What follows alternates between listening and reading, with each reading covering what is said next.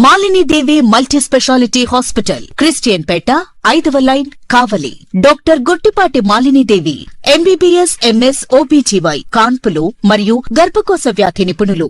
మాలిని దేవి multi speciality hospital నందు అందించు వైద్య సేవలు: సాధారణ కాన్పులు, సిజేరియన్లు, లాప్రోస్కోపిక్ ద్వారా గర్భసంచికి సంబంధించిన ఆపరేషన్లు, ట్యూబెక్టమీ, పిల్లలు లేకుండా operation, high risk pregnancy, ectopic pregnancy మరియు గర్భసంచి నీటి బుడగలు, గర్భసంచి జారిన ఆపరేషన్లు, రొమ్ముగడ్డలకు చికిత్స, నెలసరి ఇబ్బందులకు చికిత్స, మెనోపాజ్ సమస్యలకు చికిత్స చేయబడును. స్త్రీలకు సంబంధించిన అన్ని సమస్యలకు చికిత్స చేయబడును. పిల్లలు లేని వారికి ప్రత్యేక చికిత్స కలదు.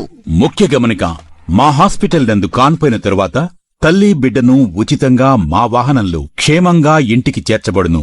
మా హాస్పిటల్స్ ప్రత్యేకతలు: ICU, lab, AC and non AC rooms, 24 గంటలు మెడికల్ షాప్, ప్రతి రూమ్ నందు వేడి నీటి సదుపాయం కలదు.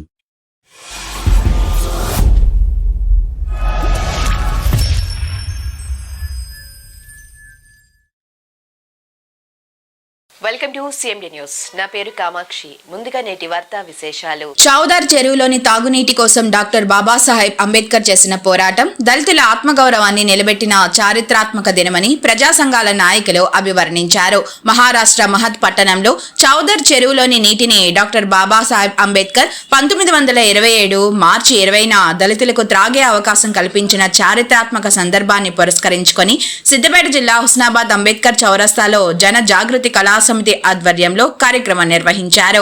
ఈ సందర్భంగా ప్రజా సంఘాల నాయకులు మాట్లాడుతూ భారతదేశంలో అంతులేని అంటరానితనం ఉందని ఆవేదన వ్యక్తం చేశారు. ప్రాచీన కాలం నుంచి ఇప్పటిదాకా దళితులను బడికి గుడికి దూరంగా ఉంచి వివక్ష చూపుతున్నారన్నారు. ప్రకృతి ప్రసాదించిన త్రాగునీటిని కూడా దళితులకు దక్కకుండా చేశారని అన్నారు. చౌదర్ చెరువు నీళ్ల కోసం అంబేద్కర్ చేసిన పోరాటం ఆత్మగౌరవ నినాదమని పేర్కొన్నారు. ఆ స్ఫూర్తితో దళిత బహుజనులందరూ ఏకమై రాజ్యపాలన దిశగా ముందుకు సాగాలన్నారు.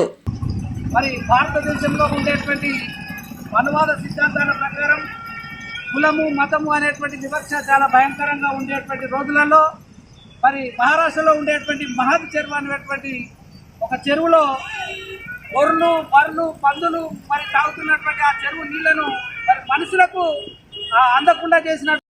జై భీమ్, జై భీమ్, వర్ధిల్లాలి డాక్టర్ బాబాసాహెబ్ అంబేద్కర్ గారి ఆలోచన విధానం. వర్ధిల్లాలి భారత రాజ్యాంగం, వర్ధిల్లాలి భారత రాజ్యాంగం, రక్షించాలి మనువాదం, రక్షించాలి మనువాదం.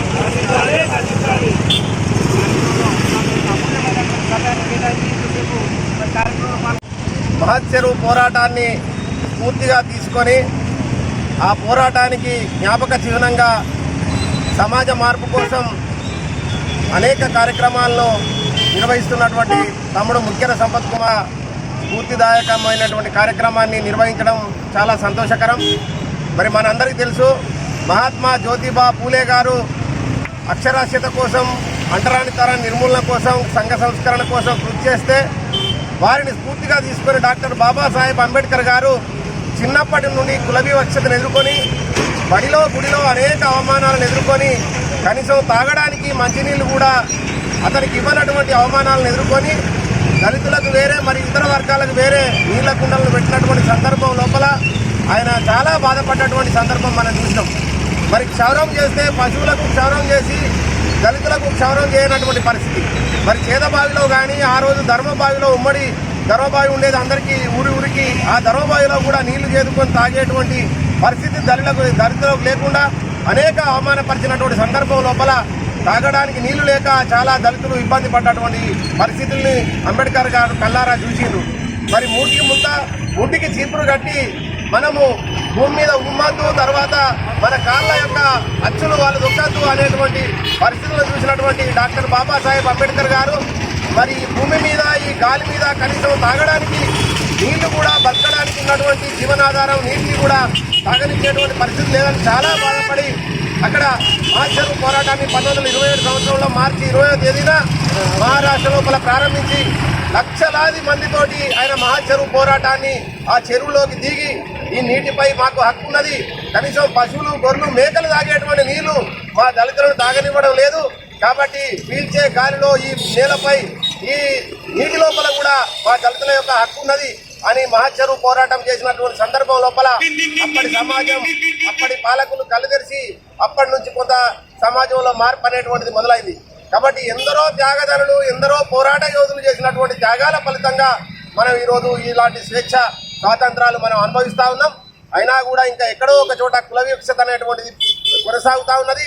మరి డాక్టర్ బాబాసాహెబ్ అంబేద్కర్ గారు కుల నిర్మూలన కోసం పోరాటం చేసిండ్రు, కులాంతర వివాహాలను ప్రోత్సహించాలని చెప్పిండు. కాబట్టి మనమందరం దళితులమైనటువంటి మనందరం ఐకమత్యంగా ఉండి మిగతా వర్గాలను మనం వివక్షత ఎదురు చూసుకునేటువంటి పరిస్థితులు వచ్చినటువంటి సందర్భంలో వాటిని మనం ఖండించి వాటిపై పోరాటం చేసి సమాజ స్థాపన కోసం, కుల మత వర్గరహిత పోరాట సమాజం కోసం పోరాటం చేయాలని ఈ సందర్భంగా కోరుకుంటూ ఈ అవకాశం ఇచ్చినటువంటి